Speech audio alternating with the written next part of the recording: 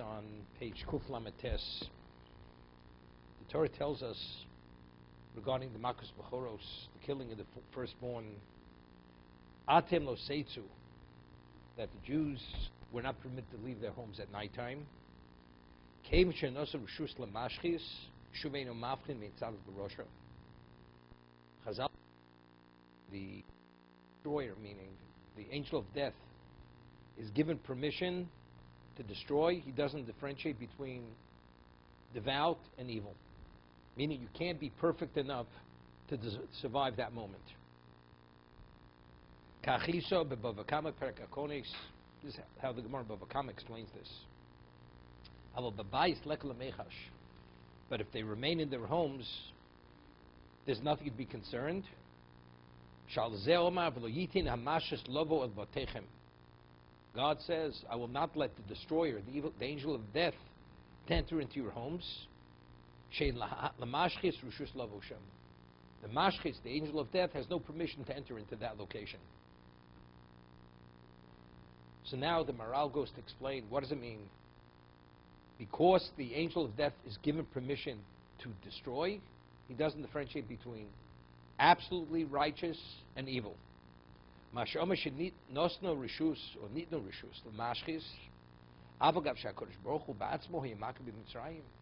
phenomenal question.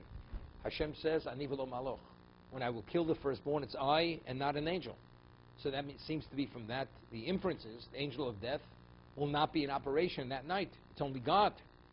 So what does it mean? And God will not allow the mashchis, the angel of death, to destroy? So he says something interesting. Meaning, in regard to killing the firstborn, it'll be me and not the angel of death.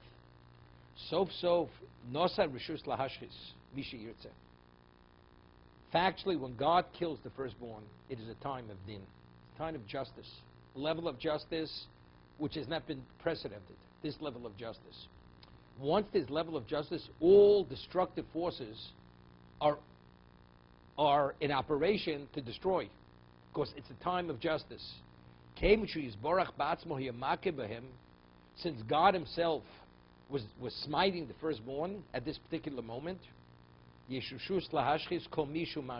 anyone who has the ability to take lives, that power, that force is able to take lives. So God, in terms of killing the firstborn, it's only the Egyptians, not the Jews. But if the Jew should leave the confines of his house, now he'll be subject to the angel of death, because it's a time of din, of justice. Al shar laila in rishus lamazikin. Come on, laila zeh. Other nights of the year, other than that particular night, the night of the killing of the firstborn, there was never such a free reign for all these destructive forces to take lives. Shorotzu yizborach ba'atzmo l'hakos mitzrayim.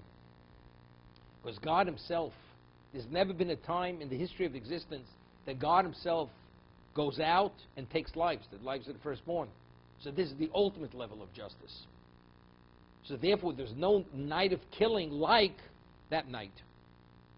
If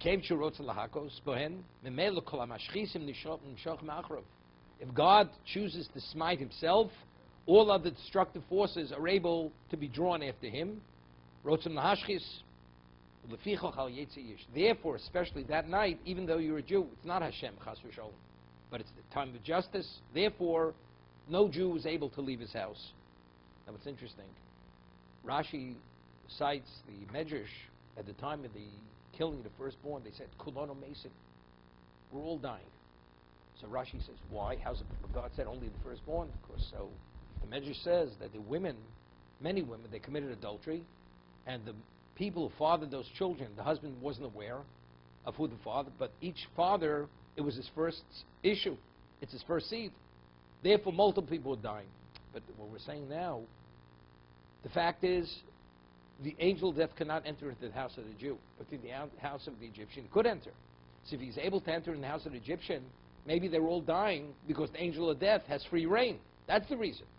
So what do we have to say? Attributed because the multiple fathers, and these are their firstborn.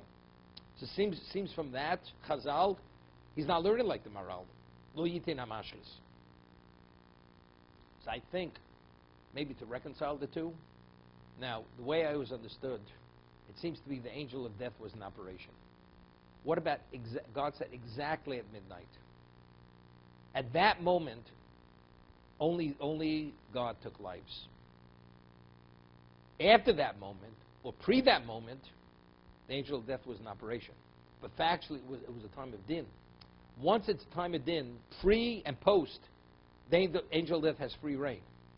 So therefore, what happened at exactly midnight, multiple firstborns died. How could a woman lose multiple children exactly at the same moment?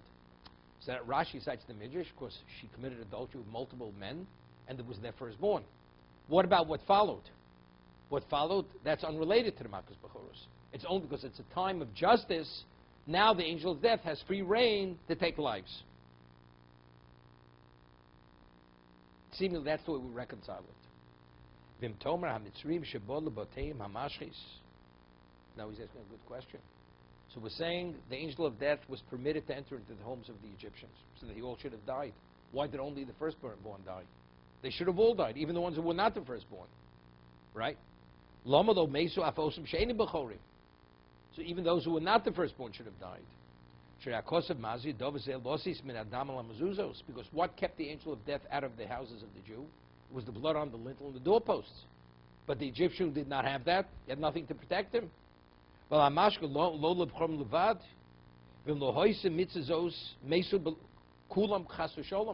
the Jews wouldn't have had the blood, they would have all died as a result, not as a result of God, as a result of the angel of death. All the Egyptians should have died.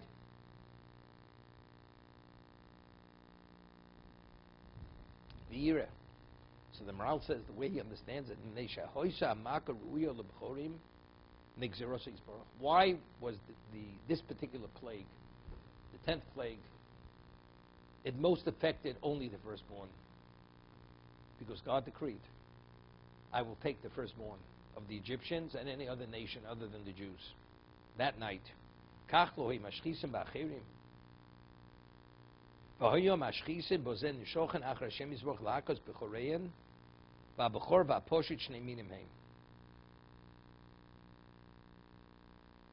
He says, God himself killed the firstborn, but these destructive forces, you have to understand what he says, were drawn lakos b'chorein. We'll see. He's saying something interesting.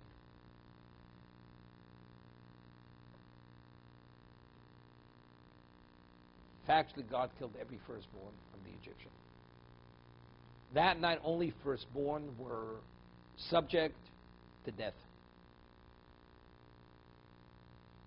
One who's not a firstborn, one's a firstborn. It's a different classification. So the Egyptian, other than the firstborn, was not subject to death. But what about, what's the classification of Jews, whether you're the firstborn or not? Hashem says, who are the Jewish people to me?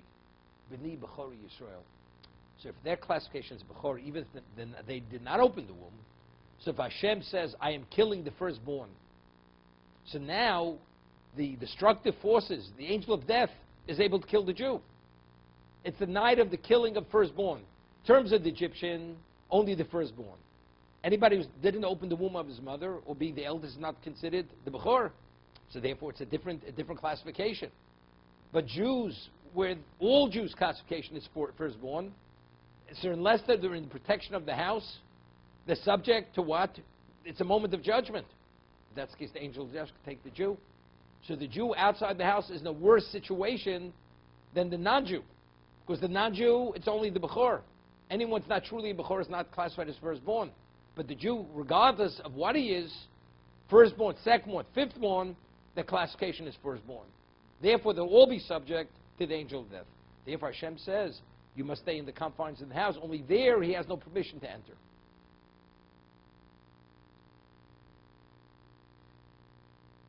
Ava Yisrael kulam heim bechorim. All Jews are bechorim. Al Hashem Yisbarach k'dichsiv b'ni bechori Yisrael. Hashem classes all, they are my firstborn, in terms, they're beloved to me as a firstborn. So they'd be harmed, they'd be killed, even if they weren't the firstborn. We find that the elders, they also died, because they're special. The ones who were special to the parents died. is the most special, the eldest, or the first. If that what quantifies firstborn, meaning what's most special, every Jew is special. If kol hamatzil nefesh achas mishal kilu olam molei, if saving his house was one Jew to God, that's the equivalent. It's no worse than the eldest. Kol shenikra.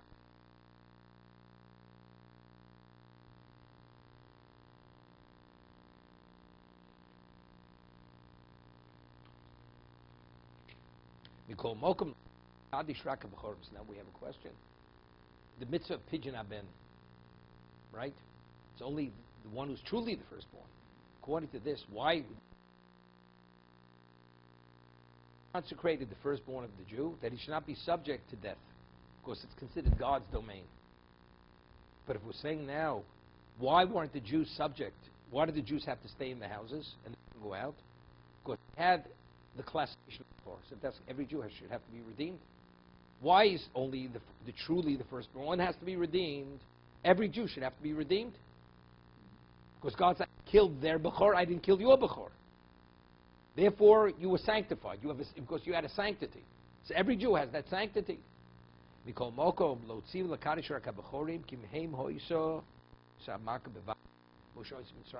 factually, even though in our status, our classification is Bechor, we are the firstborn. But what he did to the Egyptians, he didn't do to us. So what is the perception? Firstborn for the Egyptian meant truly the one who opened the womb. Therefore, it's only the one who's on par with them, that's the Bechor that needs redemption, needs pidyon haben. Other Jews, in classification, were firstborn. So it's a different basis to quantify us. V'od lo odif mi b'chor shalav, shekol modim, she'emak behem, v'afivochen eskachot kilkamon. Okay.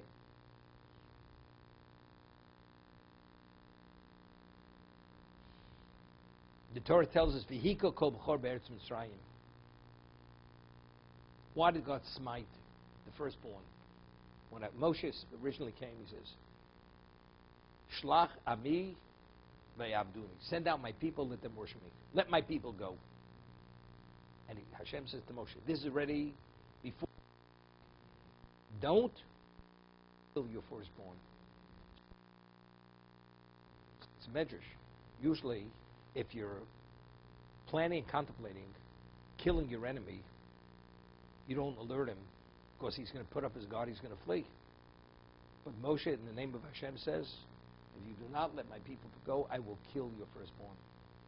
You can't escape God. So he's telling me in advance, before even the first plague, ultimately, if you're going to fail, it's going to cost you your firstborn. For which, from the highest, from the firstborn who sits on the throne, till what? Till the firstborn who sits behind the millstone, who's the captive. Okay?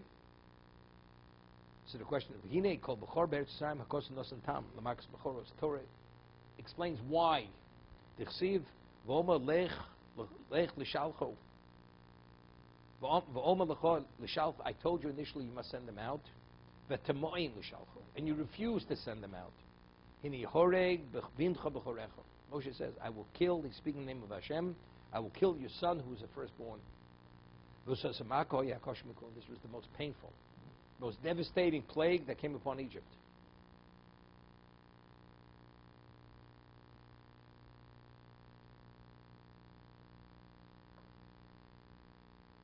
You know, that what we read, it's based on the story, what happened, says that the king of Egypt died, and then it says the Jews, they cried out to God. And God, and their outcries went up, and Hashem heard. And God says, I will do what I have to do. So Rashi says, what were they doing? He was slaughtering the children, because he became a leper, Paro, and he was slaughtering the children and bathing in their blood. He was killing the children. And it reached an unbearable level. Unbearable. So the question is, it says, they embittered their lives, bavoda kosher, with back-breaking labor, inhuman slavery. We don't find they cried out to God there. But when they started to kill their children, then they cried out. Why? Why then? So the way it's explained, a person, as much as he suffers in life, what's his consolation? What's his sense of purpose and value? He has children. But if actually, God forbid, if they go and they take the children, it's not worth living. It becomes unbearable. As long as they're children, there's hope. You're able to express your value and sense of value through your children. But if, God forbid, they take the children and they murder the children, you know something? It's not worth living. It's unbearable. It's all-consuming, destructive, devastating. By Yitzhaku, that's when they cried out. So it's interesting. Hashem says, Shalach hami v'yavduni. If not, I will kill your firstborn. Nobody's life's perfect. And it's from Paro all the way down. When did he say, I will kill you first? Egypt, until the 10th plague, was devastated.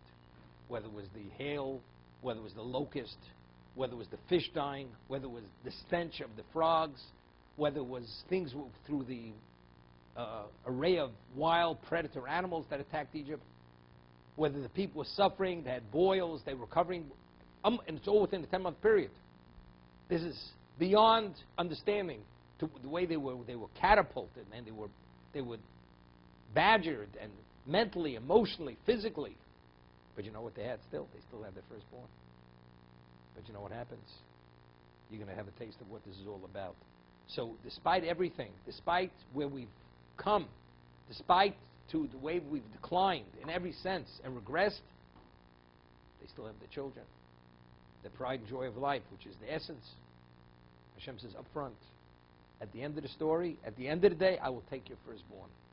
When Hashem takes the firstborn, what happens? Everything caves in. It's really like almost like a meter connected meter. He's telling him up front that once that happens, you won't be able to deal with all this. So what happened when that happened? They drove us out. They said, if there's this has already reached beyond beyond our capacity. They drove us out. This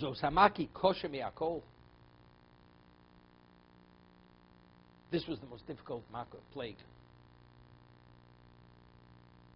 Now it comes out beautiful. Now, the way I explained it is this makkah was the equivalent of all the plagues. Why is the equivalent of all the plagues? Because all the plagues you were able to tolerate. When now can't you tolerate everything you've experienced until now, when the child is taken? So now this is the equivalent of everything. Until now, everything is in suppression mode. You're in denial mode. Whatever you want, where you deal with it. Now, everything falls apart. So now it's very good. It's not just the severity. It's the reality. The Gemara says in Tainis that we had 3 leaders, special leaders, who were responsible for us. Moshe, Aaron, and Miriam. And it says, the Gemara says, in the merit of Moshe, we had the man. The merit of Aaron, we had the clouds of glory. I'm their color. The merit of Miriam, we had Bereshel Miriam. It says, when Miriam passed away, the water ceased. It was reinstated in the merit of Moshe. Let's first go. And when Aaron passed away, the clouds of glory dispersed. It was reinstated in the merit of Moshe. When Moshe passed away, everything ceased. There was no man, there was no clouds of glory, there was no Bereshel Miriam. Even the wellspring stopped. So the Gemara says, each one of them, each one died during a different month. Moshe died in Adar, Aaron died in Av, each one died, Miriam died in Nisan, each one died in a different month. Then the Gemara quotes a verse from prophets that the 3 Roim, the 3 shepherds, passed away during the same month. So the Gemara asks, how can you say they all passed away during the same month? It says each one died in another month. He died in this month, he died in that month, she died in that month. How can you say they all died, all the 3 shepherds died in one month? So the Gemara says, because the moment one died, it was immediately reinstated. Then the other, they really didn't feel the brunt of the loss. But when Moshe died, then at that moment, it's as if they lost all 3 simultaneous. So therefore, it's the equivalent of all the 3 shepherds dying at one time. Same idea here. As long as a person has his children everything is held in abeyance. Everything is in a suppressed level. The moment, God forbid, that happens, everything just explodes. Everything comes apart. The Maral explains differently than we're explaining. He says, the Chazal say that the Makas Bechoros is the equivalent of all the plagues combined. Ki ha-Bechor Nikarashis. Bechor is the firstborn. That's Bechor. Bikurim. Right? Bikurim is the first fruits. Va'areshis b'vashu reshis hadav hu shokol neged hakol ki ha-reshis hu ascholo. This is the Maral's approach. When something begins, you can't call something the beginning unless something follows. Right? A person finds one diamond, and it's one of a kind. It's not the beginning. It's the beginning and the end. I'm looking for that one diamond. There's no other diamond that exists such as this diamond. You find it. Is that the beginning? That's the beginning. It ends right there. So the whole concept of beginning connotes something continues beyond it. Hu ascholo el hakol u'mi'achas hu ascholo hakol nechshav k'mo hakol. Because everything emanates from that first moment, anything that follows is the equivalent. So what precipitated it? It's like that activated everything. So if it activated, precipitated it, so therefore anything that follows is the equivalent of that, because that caused everything to follow. That's the way he's explaining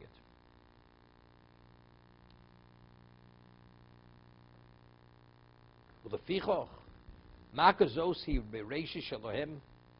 So this plague affected their rashis, their firstborn.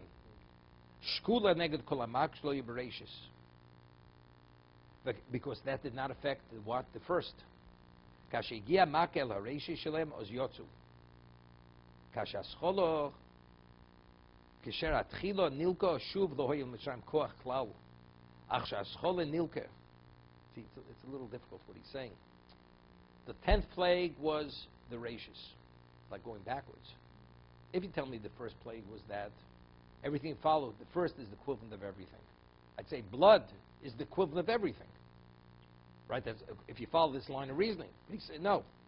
Because all the plagues up to the last affected everybody. They didn't only affect rashis.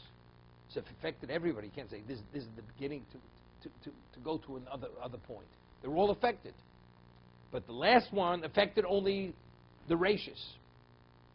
Because God limited to the firstborn, that tells me since firstborn represents the beginning and everything that follows, this is the equivalent of everything that preceded it. Right? That's his line. That's the way he's explaining it. See, if it would have been the first, I understand. Everything. You have to have that devastating blow for everything, then you have the trickle afterwards. But over here, everything's a trickle compared to what it ends with. Because that's the firstborn. Chosmacha reshis kayom shoshoyo lohem adayin koach lemitzrayim b'mash lo yotzu. They were able to deal to withhold the Jews, not to let them go. Now it's interesting. I was thinking at the beginning of creation it says vayera vayivoka yom echod. First one. So the commentators say Yom Rishon. You have Yom Sheni, it's Yom Shlishi. But it doesn't say that. It says Yom Echad. So Chazal tell us, really it should have said Rishon. But why doesn't it say Rishon? Why does it say Echad? Because at the first day of creation, there's only one thing that existed, God himself. God did not yet create the angels. The only one you could have causes you to maybe believe there's another power, because the angel is a semblance of that spiritual being. An angel is a spiritual being. So first day, it was blatantly clear, only God. Not in that spiritual realm, nothing else exists other than God. The second day, he created angels, it's not as clear. So the first day was echod. It was irrefutable, not questioned. God is echod. Second day, it's not so simple. Maybe these deities, these powers, which are overwhelming powers, maybe they also have some input. That's why. That's what Chazal tell us. That's the Medrash. First day was echod. The Ramban says different. Ramban deals not with the Medrash. It's just on understanding. the first day of creation, when you create something, creation means it's not formation. Something which exists the first day and is meant to just to evolve from the first to the second. So you'd say this is the first, this is this. It hasn't yet evolved to the second. But if each day of creation is a separate, independent day, so each day is, so the first day is not Rishon connotes Sheni. It's Echod. When he created the first day, there is no second. Because until he creates two, there's only one. That's how the Ramban explains it. The first day creation, the only thing that existed was the first day. It's not within the first day lies into a second day. That's how the Ramban explains it.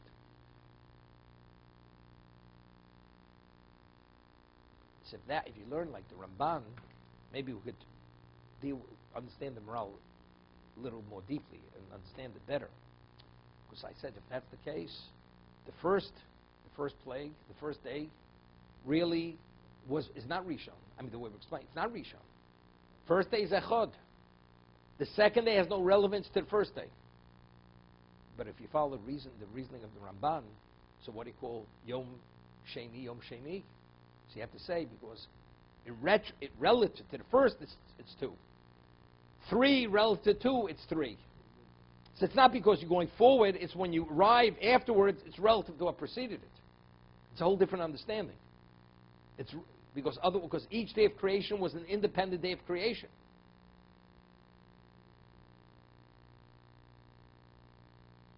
Even though the Ramban, it's a little bit difficult. The Ramban says, Bereshis Belokim Eisa Shemai Beisoretz. Beginning, God created everything, heaven and earth. So he created every and earth, everything was created. So he says no. What it means, and he quotes a Greek word. There's a word in Greek, it's called hiyuli. Hiyuli. He says, koach hiyuli. The power of hiyuli. What's hiyuli in Greek? He explains, it's like a person casts a die. And the die, the way it's cast, you could produce 100,000. Once the 100,000, then the die it can't produce anymore. God created an energy on the first day which encompassed all creation till the end of creation. Except it had to be actualized, and each day was an actualization through the application of that power. But the energy, the power was created, all heaven and earth, energy-wise, was already contained and established on day one. Now it has to manifest itself. So once you say that, so then already the echod is not so simple. Right? Because that means it's meant to be a 2. It's meant to be a second. So it should be reshown. In terms of the expression of this energy, it's 1, 2. So you have to say again, you have to, what we call a dochik, you have to like push it a little bit. Say no, because since in the physical realm, nothing existed outside of the first, although in potential, in power, in energy, it was there, but at factually it was only 1. There's no other context to bring 2 into context in the physical sense. I don't know if you understand what I'm saying. Okay? Coming a little esoteric, but no. Okay. What I'm saying is, we speak, what is a vacuum? Vacuum is creation. Nothing is creation. That is a context of creation. If you want to visualize what existed pre-existence, it's not possible, even to fathom, to visualize it. Because pre-existence, nothing existed. So if you close your eyes and you try to picture what was it, you're going to picture vacuum. Vacuum is creation. Desolation is creation. That's all part of creation. What is nothing? We have no idea what nothing is. Even nothing is part of creation. In our understanding of what nothing is. Because creation means ex nihilo. Nothing means, in regard to existence, nothing existed. Even nothingness, desolation is existence. Vacuum is part of existence. Right? That's the understanding. So what I'm saying is, the first day Hashem created existence. Everything in reality only existed regarding that one day. There's nothing beyond that. It's not you going into something that exists, I just have to shift. There's nothing to shift into. There has to be a context to be created to shift into that next step, onto the next step. There's no level. You know, you have steps. You're on step 1, but step 2 and 3, you just haven't stepped up to step 2 and 3. Here, there's nothing beyond day 1, not even within the context of nothingness. Day 2 was not created yet. It's the second day of creation. Therefore, the first day is called Echad. You can't call it Rishon, because Rishon indicates there's a Sheni. When Rishon existed, there was no Sheni. Therefore, the first day is Echad. That's to understand the Ramban. But in energy-wise, the energy for all creation already was created in the first day. But in terms of manifestation, the creation wasn't reality. Therefore, it's Echad, and it doesn't say Rishon. Okay? I think it's so simple to understand. A simple verse in Chumash, not so simple. Okay? Ramban, Nachmanides.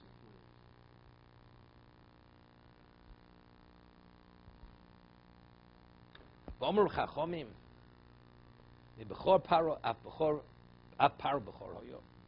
What did I say? Hashem says, from your son who sits on the throne. Paro himself was a firstborn. So Hashem already indicated, although he is a firstborn, he will not die.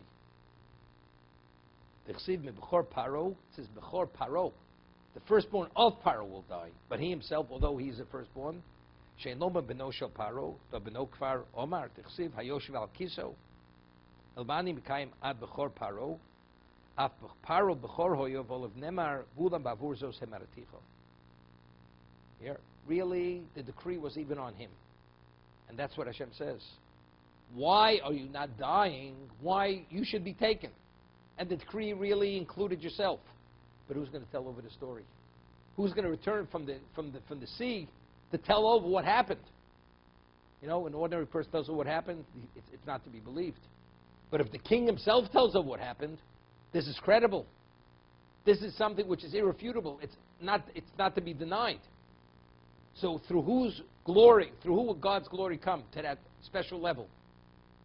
Because of that, that's why you survived.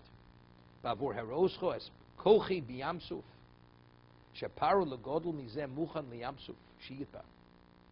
more than anybody. He initiated the bondage. He deserved to drown more than anybody. And he's the one to survive. It's illogical.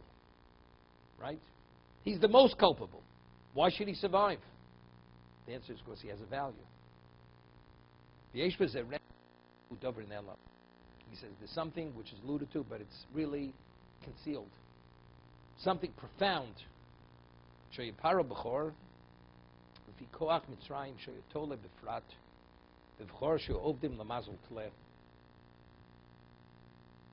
says, Paro was Bechor. He says, what was the deity of Egypt? They worshipped the sheep. That's why the Korban Pesach, we were told, take the goat and the sheep and slaughter it. Okay? The sign of the zodiac was the sheep.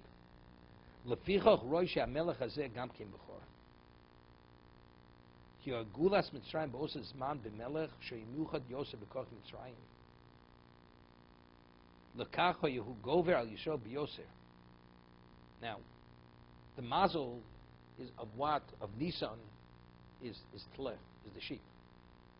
So that is his mazel. So do you think that's the time we can be redeemed? That's the day we should be locked in. That's the time we should be locked into Egypt. We shouldn't be able to throw off the shackles of bondage. Ki hoye gulas Mitzrayim ba'ozes man b'melech sheyimyuchad Yosef b'kok Mitzrayim. L'kachoyu gover al Yisrael b'Yoser u'leficha par b'chor hoyo. Dov zeh tovin b'mashoysa mak b'achron b'vchorim b'fi she'b'choro hu koach Mitzrayim nafko kmo she's buyer. I'm not sure why the sheep sheyetoyle b'frat b'vchor sheyparo b'chor fi shekoach Mitzrayim sheyetoyle b'frat b'vchor. Over the mazel tleh. I don't know why tleh is synonymous with bechor. Why is that a firstborn? Lefichach rosh melech hazeh gamkin bechor. Tleh, I don't know. The sheep. I'm not sure. You know, it's interesting what he's saying. I'm not sure why. The Torah says the only non-kosher species which could be a bechor is a donkey. So the Torah says, what do you do with the donkey? It's born, it has sanctity. You're not permitted to benefit. You can't bring it as a sacrifice. So it says you have a choice. Either tifte b'sech, redeem it with a sheep, or you break its neck. But what a sheep? So you see, for some reason, the sheep, it represents bechor. That's the Passover. You're able, that could be the exchange for the donkey. If it has no relevance to bechor, why could that be the exchange?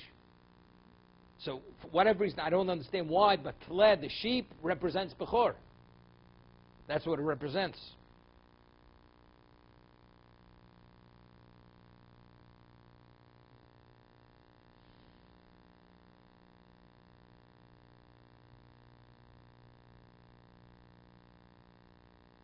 He says, and therefore, you understand, that's why the last plague was the killing of the firstborn.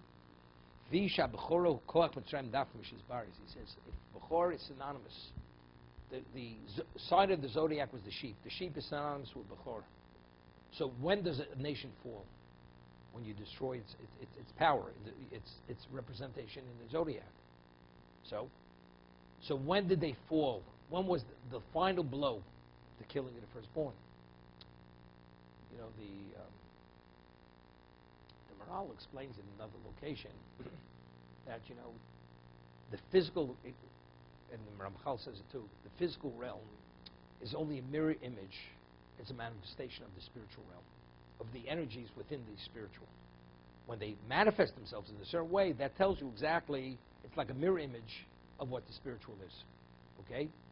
So now, if we could destroy the bechor, if the bechor is destroyed, that it can't be destroyed if that power, the spiritual counterpart to the bechor, is still in place. So what is an indication if you're able to kill the bechor? All the firstborn. That spiritual power is no longer there. Because otherwise, it would not allow it to be. And he said that's why that was the final blow. Why after the 10th plague did we go out? Exactly because of that. So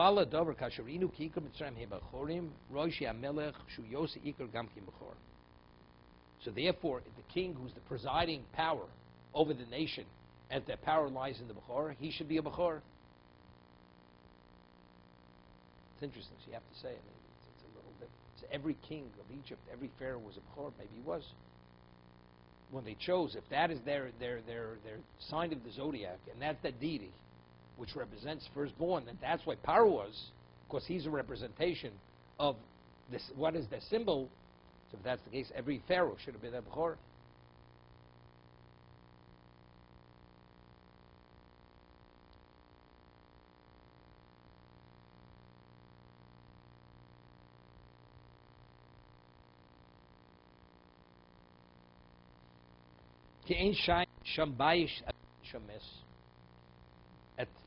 After the plague, which happened exactly at midnight, there was no house that did not have a corpse.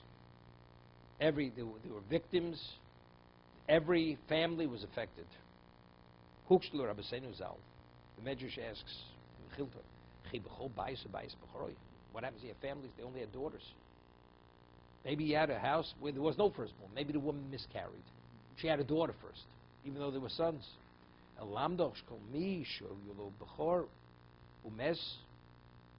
Here, a person who initially had a firstborn, and that firstborn died. How would they memorialize that person? The firstborn who died, they would make a picture or some kind of sculpture of that child or whoever that firstborn, and they would keep it in their homes. And having that, it was a representation as if the child was still alive, that bechor was alive. Vosa laila nishchekes. You know what happened? That night, exactly at midnight, the face of the image became totally obliterated.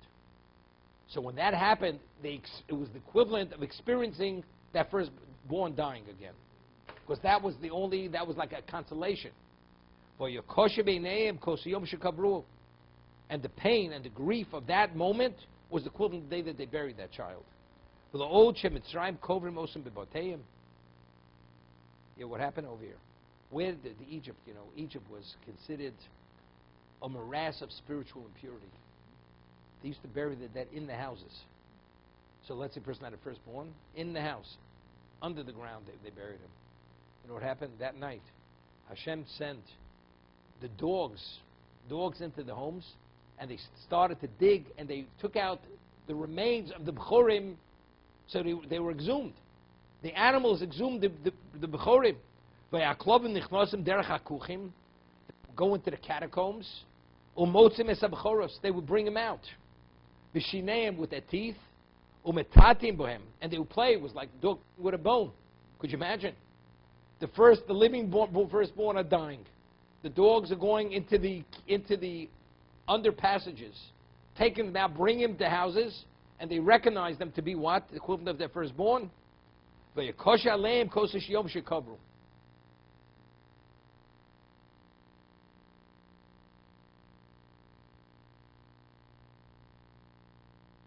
interesting. Why do you give the treifo to the dog? Because so Chazal tell us, it says, because God does not deny the rightful reward to any creature, even the dog. Because the dogs did not bark in Egypt at the time of the 10th plague. Therefore, what is their reward? Treifos you should give to the dog. It's interesting. Jewish, but it says the dogs did not bark. Right? But the dogs, they were active. You can imagine a dog gets excited. It's gnawing on bones. It's removing the remains of the firstborn of the Egyptians. That's what was going on. And they were playing with it. But the dog didn't bark. It's unheard of. The dog doesn't bark. Maybe it's sleeping. They don't bark. The rooster crows in the morning. It doesn't crow at midnight. It's okay. Maybe dogs don't bark at night. Right? They're sleeping. But here they were fully awake and they were frolicking with the bones and with the remains. No barking. It's unheard of. Because Hashem says, Lo yechratz kel v'shono. No dog should utter a sound.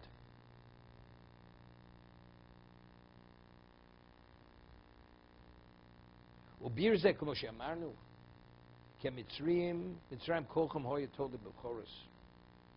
The power emanated from the B'chor. Now he's explaining why. He didn't explain this before. Why is Tle B'chor? Because in terms of the zodiac, it starts. When's Nisan? This is the first month. So the sun. That's. I want to go ahead and tell me. So because it's the first sign of the zodiac, so what does the tle? What does the sheep represent? It represents the b'chor. It's the first. That's the understanding.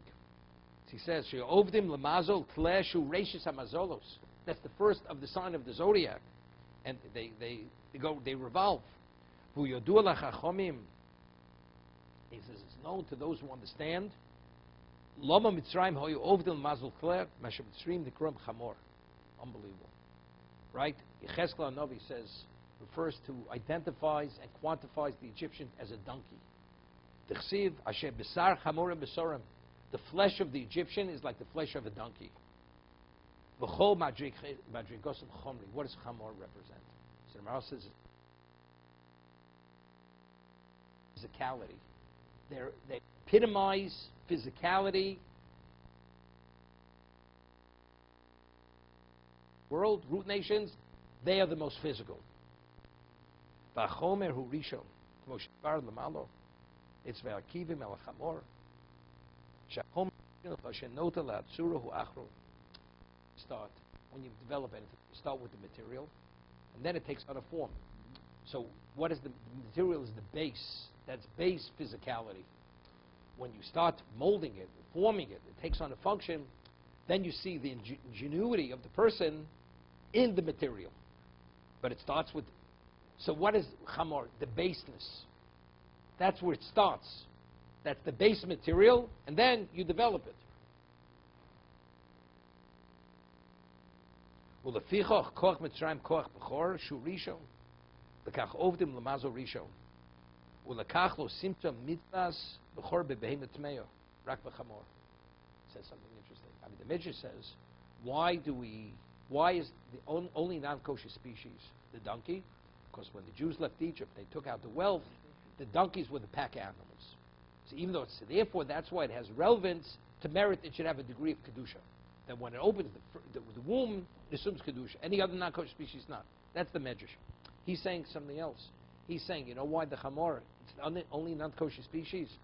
Because what does chamor represent? It represents the first. In its S, because chamor is chomer. That is the base material. It's the most base. Ki shaykh b'chamor shu yosef rishon. Como shizbar l'mal lefiko kashemes lo abchor hoy mamido bebeso. Ki hakoach elokim shelo. Hear this, Elohim shelo. What do they worship? The zodiac. The first.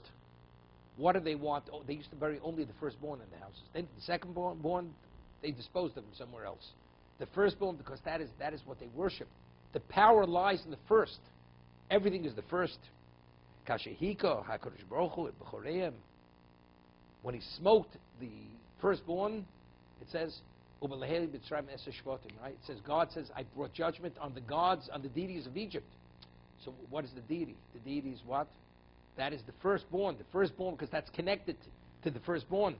Lo achaim b'levadhiko. God didn't only smite the living, el afa mesim hiko. So whether it was a sculptured form, or was the remains of the firstborn born in the ground, even they were exhumed by the dogs. God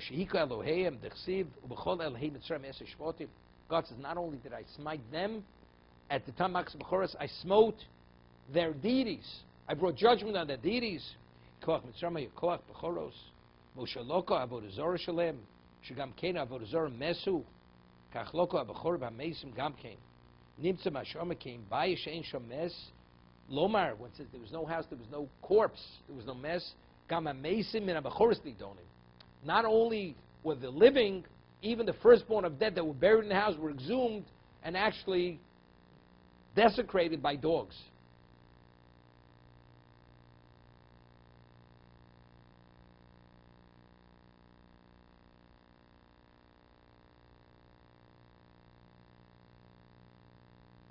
There's a moral somewhere else when it speaks about now a treifa. Why is a treifa called treifa? It says "Vasa besod the treifa, lakel tashlich osam." Treifa means something which is torah Yosef, something which is mauled, torn apart. That's what treifa is. A dog is from the family that's torif. It tears something apart. So therefore, to what do you give treifa? You give it to the species which has relevance. That's its classification. Okay? But what does treifa mean? It's like almost like mutilation. It's dismemberment. It's taking apart. What is Egypt? Egypt, you take Homer, and you develop it into something. After something's torn apart, that's reduced that to its base element. You know, it's bones and meat. The form is no longer there. I'm just saying. So the Kelev represents treif or toref. It's like the lion tears something apart. It's all the dog and the lion and the cat. They're all part of the same. They're all part of the same family. They're predators that tear apart.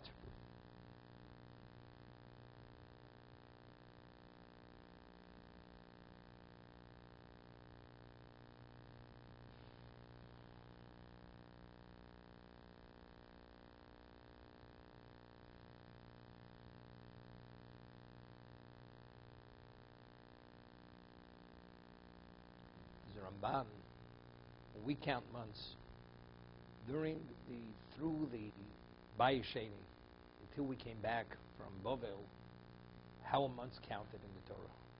Chodesh HaRishon, Chodesh HaSheni, Chodesh HaShlishi, Chodesh HaShvi, Chodesh HaSiri, by the numbers.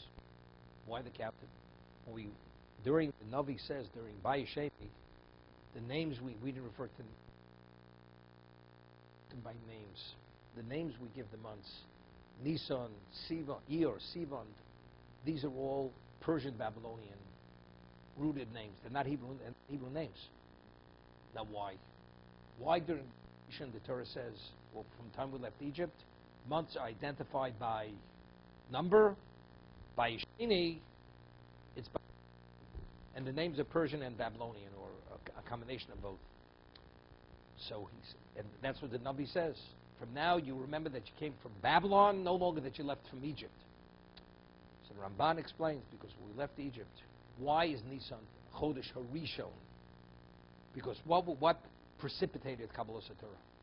The Gula. So the month itself had special prominence and value and distinction. That is the first month.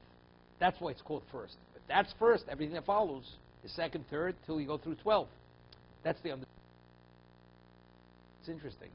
We're saying in the sign of the zodiac, Ple is the first. It's the first sign.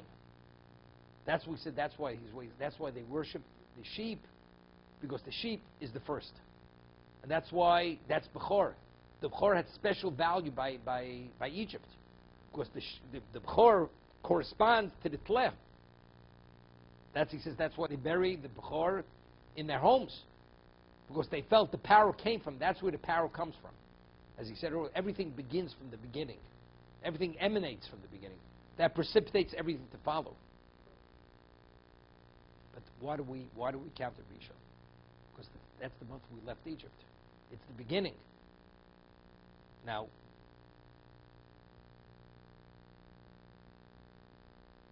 yeah. Okay, we'll stop here.